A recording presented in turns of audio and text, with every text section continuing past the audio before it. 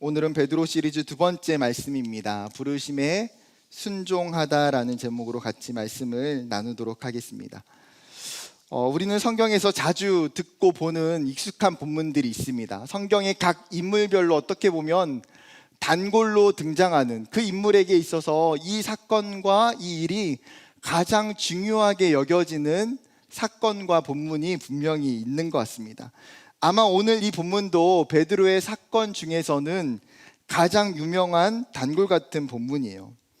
그런데 우리가 조심스럽게 짚고 넘어가야 하는 것이 무엇이냐면, 익숙하고 잘 아는 본문과 또 그 본문이 내 삶의 실제가 되는 것은 전혀 다른 차원이라는 거예요. 오히려 잘 알고 있지만 내 신앙과 무관한 본문들이, 말씀들이 또한 많이 있기 때문입니다. 오늘 본문 또한 우리가 이 말씀을 단순히 지식적으로 이해하는 것을 오늘 좀 더 넘어갔으면 좋겠어요. 이 본문이 내 삶에 안착할 수 있도록 이 말씀을 내가 붙드는 귀한 시간이 되었으면 좋겠습니다. 지난번 베드로의 첫 번째 만남을 통해서 우리는 예수님이 누구신가를 살펴보았습니다. 그분은 우리의 죄를 대신 대속하셨던 어린 양이라고 이야기했습니다. 그리고 그분은 이 땅에 우리를 구원하실 메시아이심을 세례 요한과 안드레를 통해서 우리에게 가르쳐 주셨어요. 그리고 예수님과 베드로의 그 운명적인 첫 만남은 시몬의 이름을 베드로라고 하는 이름으로 바꾸시는 특이한 행동으로 마무리가 됩니다. 그렇게 첫 번째 소개팅이 마쳐졌어요. 여러분, 첫 소개팅에서 호감이 가는 상대를 만났습니다. 그러면 어떻게 해야 되나요? 당연히 애프터 신청을 해야 되죠. 어떻게 해서든 관심을 끌고 적극적으로 대시를 해서 지속적인 만남을 이어가야 돼요. 그것은 비단 연애뿐만 아니라 사람과의 관계 속에서도 마찬가지인 것 같습니다. 특별한 사람, 의미 있는 사람을 만나게 된다면 그 만남을 지속적으로 가져갈 수 있는 방법을 찾고 실천하는 것이 필요해요. 여러분의 삶에도 곰곰이 생각해 보면 예기치 못한 만남에서 시작돼서 오랜 시간 지속되는 것들을 경험해 본 적이 있을 거예요. 여러분, 좋은 만남, 의미 있는 만남은 결코 한 번으로 끝나지 않아요. 오늘 베드로도 마찬가지입니다. 안드레에게 소개를 받고 예수님께 간 이후에 사실 베드로는 자신의 삶의 자리로 다시 돌아왔어요. 오늘 본문처럼 그는 갈릴리 호수에서 여전히 물고기를 잡고 있었습니다. 기대에 가득 차서 예수님을 만나러 갔습니다. 안드레의 이야기처럼 이 분이 과연 메시아일까 하는 궁금증과 설레임을 가지고 예수님을 만났어요. 그런데 여러분, 그 첫 번째의 만남에서 베드로는 사실 특별한 변화가 전혀 없었어요. 그는 다시 자기의 삶의 자리로 돌아와 있을 뿐이에요. 예수님을 처음 만났던 사건과 오늘의 사건이 사실은 며칠이 지났는지는 정확히 알 수 없지만 분명한 건 시간적 간격이 있었고 그 첫 만남이 베드로의 삶을 변화시키지는 못했다라는 거예요. 이런 베드로의 모습은 어쩌면 지극히 현실적이고 우리에게 시사하는 바가 분명 있는 것 같아요. 어쩌면 우리가 베드로처럼 처음 교회에 나와서 예배를 드리고 신앙생활을 하고 예수님이 어떤 분인지에 대해서 듣게 되지만 많은 경우가 어떻습니까? 그 첫 만남에 내 삶과 내 신앙이 큰 변화가 없을 수 있다는 거예요. 어떤 청년들은 그렇게 생각하는 청년들이 있을 거예요. 내가 오랜 시간 교회를 다녔는데 나는 왜 아직도 예수님을 만나지 못한 것일까? 나는 왜 복음에 대한 확신이 서지 않는 것일까? 이런 신앙적인 고민들을 하는 청년들도 많이 있을 것 같습니다. 저도 예수님과의 첫 만남이 중학교 2학년 때 시작됐어요. 중학교 2학년 여름 수련회 때에 처음으로 그 수련회 집회를 통해서 예수님이 나를 위해서 십자가에 죽으셨고 내가 예수님을 만남으로 말미암아 구원받았음을 깨닫게 됐어요. 그런데 그 만남이 제 삶을 완전히 변화시킨 것은 아니에요. 여전히 신앙이 없는 모습도 많았고 여전히 복음의 확신이 약해서 흔들리는 제 모습도 참 많이 발견했어요. 여러분, 어쩌면 베드로와 같은 모습이 우리에게 일반적인 현상일 수 있다는 거죠. 그렇게 나의 신앙과 나의 믿음이 지금 어떤지에 대해서 우리가 실망할 필요가, 좌절할 이유가 없다라는 거예요. 아직 예수님을 향한 우리의 만남은 시작일 뿐이고 분명 그 만남은 그 다음의 스텝을 향하여 나아가고 있기 때문이에요. 여러분, 오늘 본문을 보게 되면요, 예수님께서 갈릴리 호수 북쪽에 위치했던 가버나움이라고 하는 곳에 나타나셨어요. 지도로 보면 동그라미가 쳐져 있는 갈릴리 호수에서 정가운데에 가장 북쪽에 있는 위치예요. 그런데 이번에는 예수님께서 혼자가 아니라 많은 사람들과 함께 이 가버나움에 나타나셨습니다. 마태복음과 마가복음을 보게 되면요, 예수님께서 이전에 갈릴리 회당에 들어가셔서 이사야에 대한 말씀을 많은 사람들에게 전하셨어요. 수많은 사람들이 그 예수님의 말씀을 듣고 나서 계속해서 몰려들기 시작합니다. 왜 그렇습니까? 당시의 제사장이나 랍비들보다도 이 예수님의 말씀이 더욱더 명쾌하고 너무나 선명했기 때문이에요. 예수님은 이 한순간에 말씀, 성경을 증거하는 스타 강사가 돼버립니다. 그런 예수님의 말씀을 조금이라도 더 듣기 위해서 예수님이 가시는 곳곳마다 사람들이 따라가고 몰려들기 시작하는 것이죠. 그렇다면 여러분, 예수님이 갈릴리 호수에 나타나신 목적과 이유가 이 사람들에게 말씀을 증거하기 위해서일까요? 성경을 자세히 보면 그렇지 않다라는 것을 우리는 알 수 있어요. 우리에게 말씀을 전하시는 것은 어쩌면 표면적인 목적이에요. 잠깐 보여지는 목적에 불과해요. 그러면 예수님의 진짜 목적이 무엇일까요? 오늘 본문에 그 예수님의 행동을 동사를 중심으로 살펴보면 금세 찾을 수가 있어요. 여러분, 먼저 예수님이 어떻게 하십니까? 이 갈릴리 호숫가에 서 계셨어요. 그리고 그 호수에서 두 척이 있는 배를 바라보셨어요. 그리고 그 두 척의 배 중 하나에 예수님께서 올라가셨어요. 공교롭게도 그 배는 누구의 배입니까? 시몬 베드로의 배였어요. 그리고 그 후에 배를 띄워 예수님이 말씀을 전하셨습니다. 말씀 후에 어떻게 합니까? 베드로에게 깊은 데로 가서 그물을 내리라고 명령하셨어요. 여러분, 그러면 이 예수님의 행동을 볼 때에 여러분, 이 예수님의 포커스가 누구에게 있습니까? 예수님을 따라온 무리들입니까? 아니면 베드로입니까? 표면상 예수님은 오늘도 무리들을 향해서 그 복음을, 하나님의 말씀을 전하고 계시는 것처럼 보여지지만 수면 밑에 있는 진짜 목적은 예수님은 오늘 베드로를 만나고 싶어서 찾아오신 거예요.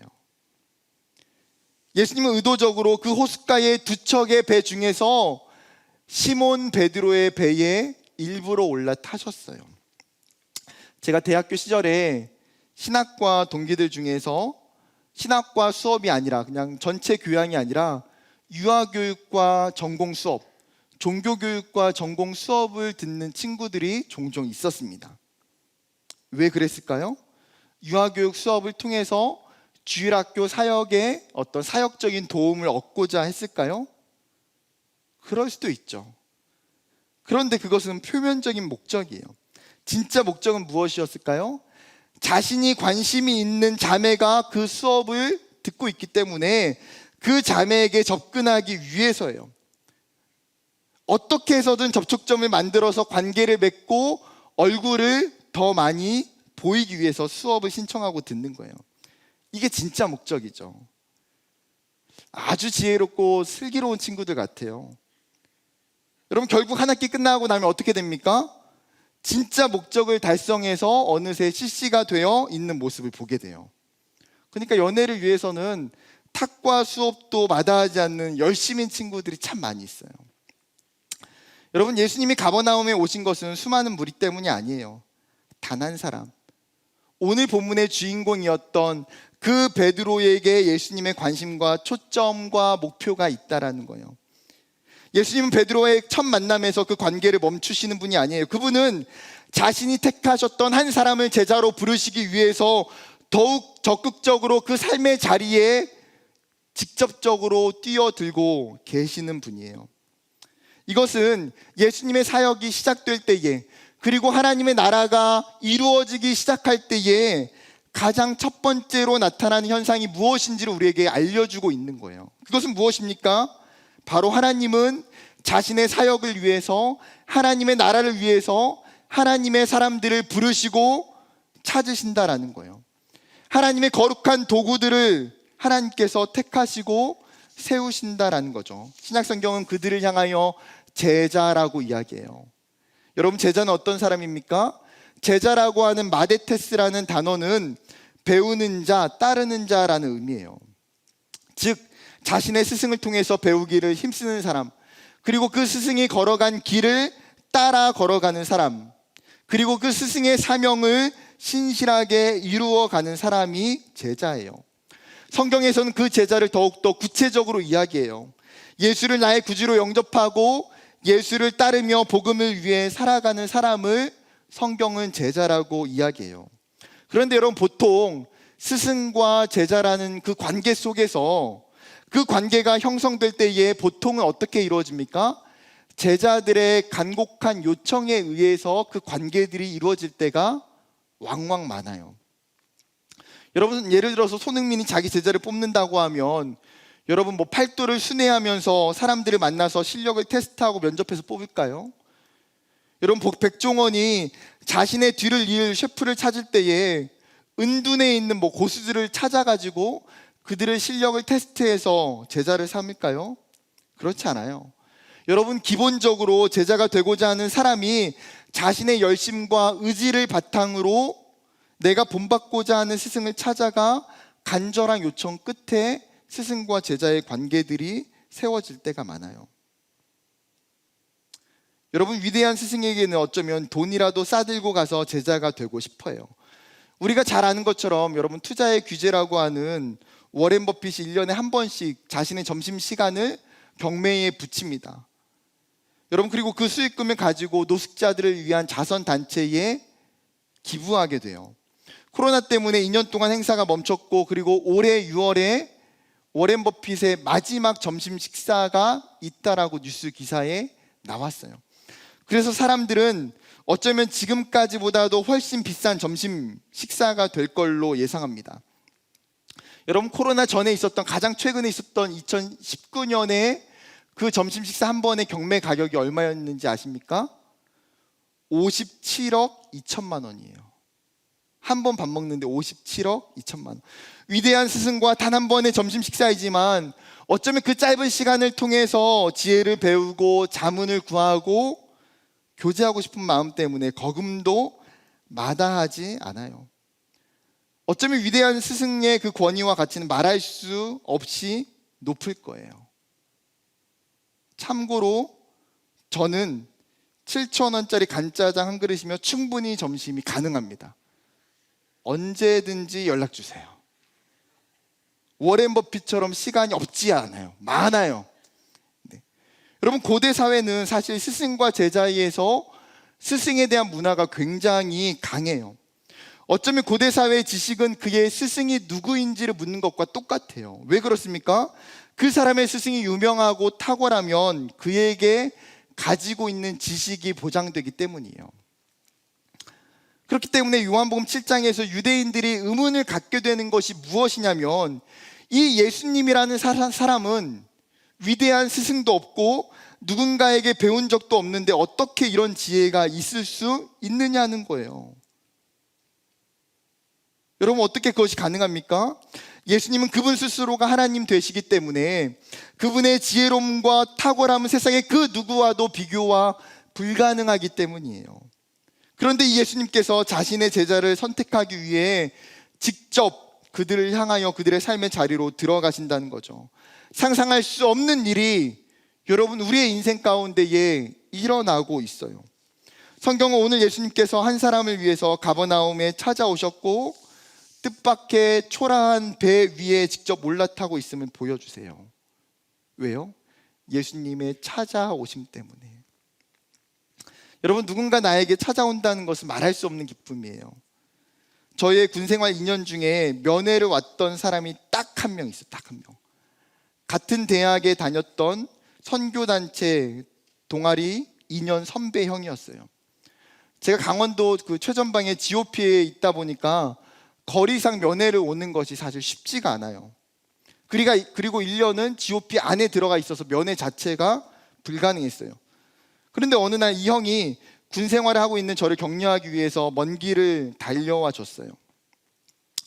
제가 설교를 준비하려고 생각해 보니까 남자 선배보다 자매였으면 참 좋았겠다라는 생각이 문득 들지만 저의 대학 시절에는 안타깝게 그런 자매가 없었어요. 여러분, 군인이었던 저에게 이 선배의 그 방문은 사실 평생 잊을 수 없는 고마움이고 사랑이에요. 그런데 오늘 여러분 본문에 있는 예수님의 찾아오심은 차원이 다른 방문이라는 거예요. 창조주 하나님이신, 온 우주의 주인이신 그분이 우리의 가버나움에 직접 찾아오신다라는 거예요. 내 삶의 공간에, 내 울타리인 배 위에, 나의 가정, 나의 직장, 나의 캠퍼스, 나의 교회, 내가 머무르고 있는 그 장소에 나를 만나기 위해서, 나를 부르시기 위해서 그분이 직접 찾아오세요. 여러분, 그 사실을 성경은 너무나 분명하게 반복적으로 우리에게 가르쳐주고 있어요. 예수님은 삭개오를 부르시기 위해서 여리고에 직접 가셨어요. 사마리아 수가성에 있는 한 여인을 부르시기 위해서 제자들을 데리고 사마리아 땅에 직접 들어가셨어요. 거라사 광인을 치료하시고 부르시기 위해서 거라사라는 그 지역 가운데에 그의 고난의 삶의 자리로 예수님은 들어가셨어요. 이처럼 예수님은 찾기의 달인이에요. 하나님의 사람을 찾는 일에, 그분의 제자들을 찾는 일에 예수님은 달인이세요. 사랑하는 청년 여러분, 그 예수님께서 오늘도 저와 여러분을 제자 삼기 원하세요. 그 예수님께서 우리를 하나님의 백성으로, 하나님의 자녀로 삼기 원하세요. 여러분, 그 분명한 하나님의 이유 때문에 예수님은 우리의 삶의 자리로 분명히 찾아오신다는 사실이에요. 여러분, 그렇게 나를 찾아오신, 내 삶에 오신 그 예수님을 우리가 바라보고 만나게 되는 은혜가 있기를 주님의 이름으로 축복합니다. 그렇다면 한 걸음 나가서 자신을 향해 찾아오셨던 그 베드로가 어떻게 반응하고 있는지를 살펴보길 원해요. 배에 올라서 무리들을 향해서 말씀을 전하시고 난 후에 예수님께서 베드로에게 한 가지 명령을 하십니다. 4절, 말씀을 마치시고 시몬에게 이르시되 깊은 데로 가서 그물을 내려 고기를 잡으라. 베드로에게 깊은 데로 가서 고기를 잡으라는 거예요. 그런데 여러분, 우리가 아는 것처럼 이 명령 전에 어떤 상황이었습니까? 밤이 새도록 그물을 낚았는데 한 마리의 고기도 잡지 못했어요. 여러분, 갈릴리 어부들은 보통 쓰레 그물이라고 하는 어망을 사용하는데, 그 그물은 바다의 가장 밑바닥 끝까지 내려서 끌고 다니면서 고기를 잡는 유형의 그물이에요. 그러니까 고기를 잡을 확률이 굉장히 높은 그물을 사용해요. 또한 갈릴리 호수는 낮보다 밤에 물고기가 더 많이 잡혀서 야간 조업을 하는 일들이 종종 있었어요. 그런데 어떻습니까? 오늘 본문의 이 날은 베드로가 밤새도록 그물을 내렸지만 허탕만 치고 끝났어요. 이미 날이 밝아서 아침이 될 때에 2절에 이야기했던 것처럼 그물을 씻고 정리합니다. 여러분, 예수님이 잡으라고 했던 그 자리에 베드로가 그물을 안 내려봤을까요? 갈릴리 호수에서는 누가 전문가입니까? 베드로가 전문가예요. 이 베드로는 갈릴리 호수의 어촌마을에서 태어났고 평생 어부로 물고기만 잡았던 사람이에요. 반면에 예수는 그의 직업이 목수였고 가구를 만드는 전문가예요. 여러분, 지금 업종이 전혀 다른 비전문가가 전문가에게 훈수를 두며 가르치는 거예요. 아무리 그 사람이 자기 분야에서 탁월하라고 할지라도 전혀 다른 분야에 대해서 이야기할 때 그것이 가능합니까? 예를 들어서 여러분, 손흥민이 류현진한테 공을 던질 때, 커브를 던질 때는 그렇게 던지면 안 되고 좀 더 팔을 올려서 각도를 주면서 자연스럽게 던지라고 주문한 것과 똑같아요. 여러분, 제가 BTS한테 노래와 춤은 그렇게 하는 게 아니고 좀 소울을 담아서 진정성 있게 부르고 테크니컬하게 춤을 추라고 이야기하는 것과 똑같아요. 여러분, 비전문가가 그 분야의 전문가에게 이야기할 때 그 말을 순종하는 게 쉬울까요? 웬만한 사람 같으면 그 명령을 무시하고 집에 돌아가서 휴식을 취할 거예요. 그런데 오늘 베드로의 반응은 굉장히 놀라워요. 5절 말씀 같이 읽어볼까요? 5절 시작. 시몬이 대답하여 이르되 선생님, 우리들이 밤이 새도록 수고하였으되.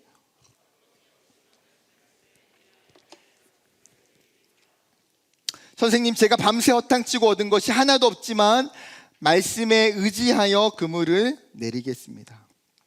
베드로는 그 아침에 정리해 두었던 그물을 다시 즉각적으로 순종해서 바다에 내려놓아요. 여러분, 그 베드로의 즉각적 순종의 동기가 무엇입니까?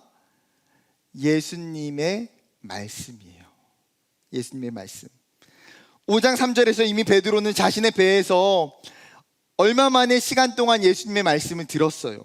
그 말씀의 내용이 무엇인지 전혀 기록되어 있지 않지만 그 예수님의 말씀에 권위가 있고 그 예수님의 말씀에 능력이 있다는 것을 베드로가 깨닫게 되어졌을 거예요. 그는 자신의 지식과 노하우와 전날의 상황, 자신의 생각과 경험에 따라 행동할 수도 있었어요. 그러나 그는 업으로서의 지식과 경험에 의지하지 않아요. 자신의 생각과 주장을 내세우지 않아요. 그가 이 본문에서 붙잡고 있는 것이 무엇입니까? 예수님의 말씀이에요. 권세가 있는 예수님의 말씀에 순종하기를, 능력이 있는 예수님의 말씀을 따르기를 그가 결단해요. 그리고 그 말씀에 순종할 때 어떤 결과가 있습니까? 기적적인 만선을 경험하게 돼요. 물고기가 심이 잡힌 게 많아서 그 배에는 채울 수가 없어서 다른 배를 요청해서 그 두 배에 가득 채우고도 남게 돼요. 몇 시간 전까지만 해도 한 마리도 잡지 못했는데 말씀에 순종하게 될 때에 엄청난 기적을 경험해요. 여러분, 오늘 본문을 보면서 우리의 인생도 어쩌면 베드로와 같은 기쁨, 그 기적적인 결과를 소망할 때가 있어요. 빈 그물과 같은 내 삶에 물고기가 정말 가득 잡히는 것과 같은 소망할 때가 있어요. 그렇다면 우리가 가장 먼저 해야 될 게 무엇입니까? 오늘 성경이 여러분 도전하고 있는 메시지가 뭘까요? 그것은 말씀에 순종하기예요. 말씀에 순종하기. 여러분, 베드로는 하나님의 말씀이 임하자 그 말씀에 의지하여 그물을 내려요. 그러면 우리는 어떻습니까? 우리는 무엇에 의지해서 인생의 그물을 내리고 있는지, 나는 내 삶의 시간, 내 삶의 수많은 선택과 결정 앞에 나는 무엇을 의지하여 살고 있는지를 되돌아볼 필요가 있어요. 많은 사람들은 자기의 생각과 자기의 꿈과 자기의 계획과 자신의 지식과 경험, 그리고 자신의 가치관을 그물 삼아 자신의 삶을 움직여 가요. 여러분, 그런 것들이 우리의 삶에 필요 없다라고 이야기하는 것이 아니에요. 그러나 수많은 세상의 그물을 가지고 여러분, 내 인생의 바다에 그물을 내릴 때에 빈손으로 돌아가는 경험을 할 때가 얼마나 많이 있는지요. 우리가 반드시 필요한 것이 한 가지 있다면 그것은 말씀에 순종함이 있느냐는 거예요. 여러분, 말씀에 순종한다는 것이 무엇입니까? 말씀에 순종하는 것이 무엇이에요? 예수님의 말씀이 그 안에 들려오는 것을 전제로 하는 거예요. 내가 하나님의 말씀을, 그 권위를 인정하고 그분을 신뢰하는 것을 전제로 하는 거예요. 그 말씀이 능력이 있는 말씀임을 내가 믿는 그 믿음을 전제로 하는 거예요. 사랑하는 청년 여러분, 여러분의 삶에 말씀이 들려지고 있습니까? 나에게 그 풍성한 말씀에 의지하여 순종하는 삶이 있습니까? 예수님께서 여러분의 인생의 오른편에 그물을 내리라고 할 때에 담대하게 그 말씀에 순종하는 삶이 있습니까? 여러분, 이 순종함은 하나님이 오늘 베드로에게만 요구하는 순종함이 아니라는 것을 우리는 너무나 잘 알고 있어요. 지금 우리를 향한 하나님의 명령이에요. 하나님, 내가 말씀에 순종하는 사람 되기를 원합니다. 말씀에 의지하여 살아가는 사람 되기를 원합니다. 나의 인생의 그물이 예수를 알지 못하는 세상의 사람들이 사용하는 그물이 아니라 말씀에 의지하는 그물 되게 해달라고 기도하며 나아가는 청년들이 되기를 주님의 이름으로 축복해요. 다시 본문으로 돌아와서 베드로가 말씀에 순종할 때에 놀라운 기적을 경험해요. 그런데 그 다음에 베드로의 반응이 굉장히 놀라워요. 그는 배에 가득 찬 물고기를 보고 기뻐하거나 환호하지 않아요. 오히려 정반대로 이해할 수 없는 행동을 하게 됩니다. 8절, 시몬 베드로가 이를 보고 예수의 무릎 아래에 엎드려 이르되 주여 나를 떠나소서 나는 죄인이로소이다 하니. 지금 베드로가 갑자기 예수님 앞에 엎드리더니 떠나달라고 부탁하는 거예요. 여러분, 이 상황이, 이 반응과 표현이 여러분 이해가 됩니까? 지금 일반적인 반응과 표현이라면 뭐라고 말하는 게 맞아요? 예수님 정말 대단해요. 예수님 너무나 감사해요. 예수님 잠깐 쉬었다가 오늘 저녁에 저랑 한 번만 더 같이 물고기 잡아주시면 안 될까요? 여러분, 누군가 상상할 수 없는 기적을 선물했어요. 가족 중에 병에 걸려 있는데 어떤 사람이 그 병을 고쳐줬어요. 여러분은 그 앞에 엎드려서 선생님 나를 떠나가 주세요.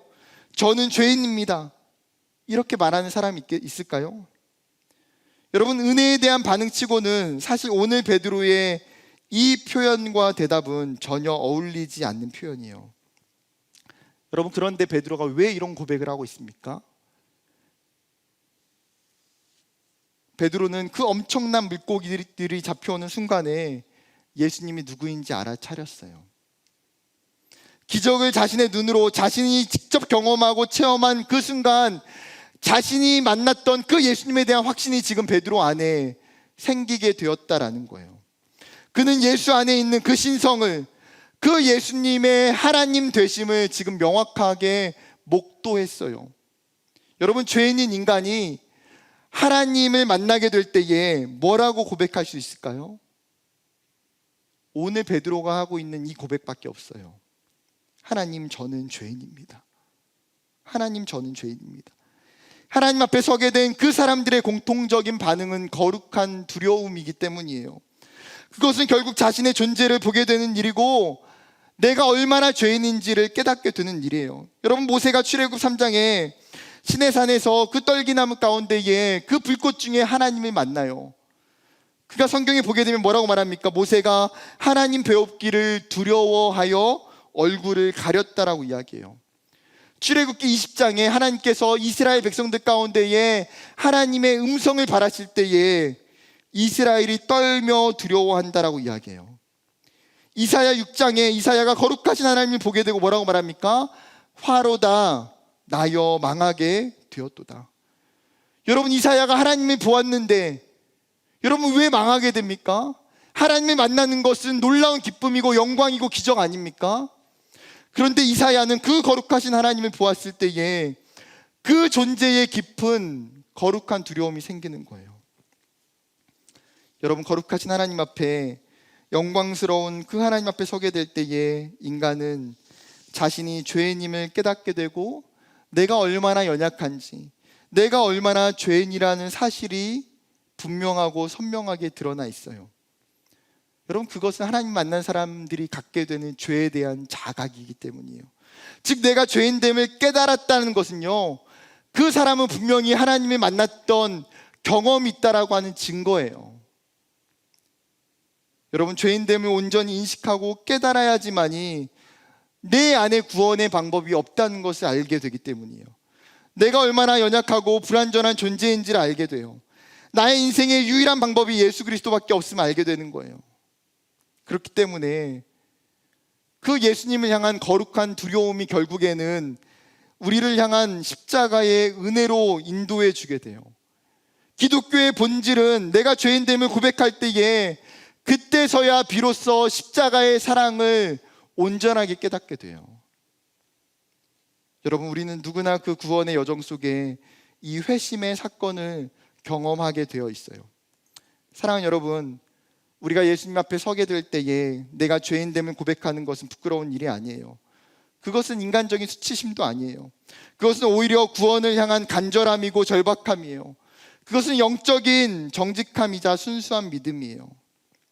그렇기 때문에 주님, 저는 죄인입니다. 하나님, 그런 저를 사랑하시고 구원해 주시는 주님을 믿습니다. 베드로의 이 고백이 우리의 삶의 자리에도 나타나기를 소망합니다. 오늘 본문의 마지막 장면을 이제 살펴보기를 원합니다. 두려워 떨고 있던 베드로에게 예수님이 10절에 이렇게 말씀하세요. 세베대의 아들로서 시몬의 동업자인 야고보와 요한도 놀랐음이라. 예수께서 시몬에게 이르시되 두려워하지 말라. 이제 후로는 내가 사람을 취하리라 하시니. 여러분, 예수님이 베드로에게 뭐라고 말씀하십니까? 너가 이제는 사람을 취할 거야. 베드로의 직업은 어부예요. 고기를 낚는 사람이에요. 그것이 자신의 꿈이고 자신의 비전이었어요. 그런데 이제는 그의 꿈이, 그의 비전이 달라지게 되는 거예요. 왜요? 예수님을 만나고 예수님이 그의 인생에 주시는 새로운 사명과 비전 때문에. 여러분, 그에게 새로운 사명이 주어졌다는 것은 무엇입니까? 결국은 예수님께서 베드로를 자신의 제자로 콜링하고 계신다는 거예요. 예수님께서 베드로를 부르고 계신다는 거예요. 그런데 여러분, 한 가지 명확하게 짚고 넘어가야 될 게 있어요. 여러분, 베드로가 예수님의 제자가 된 것, 베드로가 새로운 사명을 부여받게 된 이유가 뭐예요? 이유가 베드로의 능력 때문입니까? 그의 지식과 은사와 장점이 있기 때문에 베드로가 너무나 훌륭한 자질들을 가지고 있어서 예수님이 베드로를 부르신 건가요? 아니요, 성경은 단 한 번도 그렇게 이야기하지 않아요. 베드로가 예수님의 제자가 된 것은 오직 은혜예요. 그리고 그것은 하나님의 일방적인 계획이에요. 베드로의 그 어떤 선택도, 노력도, 열심도 그의 부르심에 어떤 근거가 되어지지 않아요. 여러분, 이 사실이 얼마나 놀랍고 감사한지요. 성경이 우리에게 누가 제자가 될 수 있는지 알려주면서 오늘 뭐라고 이야기합니까? 예수님이 부르신 사람, 예수님이 찾으신 사람, 예수님이 선택하신 그 사람이 제자가 된다라는 거예요. 그 제자됨의 모든 것이 그를 부르신 예수님께 달려있기 때문에. 여러분, 저는 이 자리에 예배하는 모든 청년들이 하나님께서 여러분들을 제자로 부르셨다고 생각해요. 그렇기 때문에 우리가 오늘 이 자리에 나와서 하나님을 예배하고 하나님을 찬양하고 하나님을 높이는 것 아닙니까? 우리의 제자됨은 우리의 능력도, 우리의 선택도, 열심도 아니에요. 하나님의 전적인 사랑과 그분의 열심 때문이에요. 그렇다면 우리는 어떻게 해야 됩니까? 11절, 그들이 베드로 육지에 대고 모든 것을 버려두고 예수를 따르니라. 베드로는 그 예수님의 부르심 앞에 자신의 배를 버려두고 예수님을 쫓아가요. 이것을 쉽게 이야기하면 뭐라고 표현할 수 있을까요? 베드로는 예수님의 부르심에 순종하고 있어요. 여러분, 오늘 본문이 단순히 그러면 우리가 예수님의 제자가 되기 위해서 하던 일을 버리고 학교 다니는 것도 멈추고 직장도 멈추고 여러분 일주일 동안 교회에서 말씀 보고 기도하고 전도하며 살라고 이야기하는 게 아니에요. 베드로의 이 사건을 통해서 제자도의 조건에 대한 기본적인 틀을 보여주고 싶은 거예요. 그것은 무엇입니까? 제자는 세상을 사랑하지 않고 내가 가지고 있는 것을 사랑하지 않고 나의 것을 내려놓고 예수를 따를 수 있는 순종이 있느냐는 거예요. 찬양의 고백처럼 내가 주인 삼은 모든 것 내려놓고 내 주 대신 주 앞에 나가 내가 사랑했던 모든 것 내려놓고 주님만 사랑해. 여러분, 예수님이 우리에게 원하시는 것, 예수님이 우리를 부르시면서 우리에게 요구하시는 것이 무엇입니까? 예수님을 향한 사랑과 그 부르심의 초대에 순종하는 것, 그것이에요. 말씀을 마치려고 합니다. 오늘 본문의 결론은 한 단어로 이야기하면 순종이에요. 말씀의 순종함과 부르심의 순종함. 여러분, 이 순종은 이성적인 깨달음도 이해도 아니에요. 내 삶을 부르신 그 예수님께 내 삶을 내어드리는 결단이자 헌신이에요. 나를 찾아오셔서 제자로 부르셨던 그 예수님 앞에 여러분, 이제 우리가 온전한 순종으로, 기쁨의 순종으로, 영광의 순종으로 나아가는 저와 여러분 되기를 주님의 이름으로 축복합니다.